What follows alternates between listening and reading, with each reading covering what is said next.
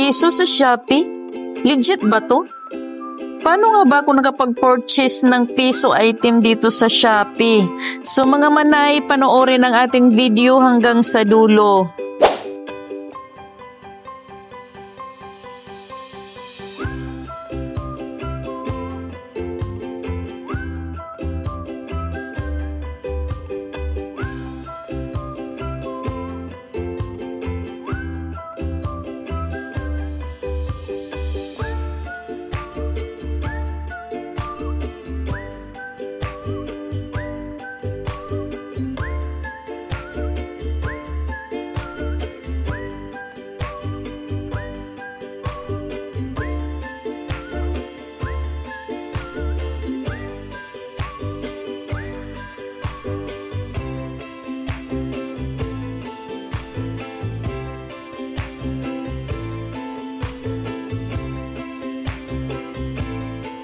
So ito nga mga manay, legit na may piso item dito sa Shopee.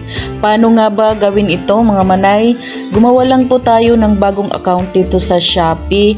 Then tayo ay makakapag-purchase o makakukuha tayo ng piso na item kapag tayo ay gumawa ng bagong account.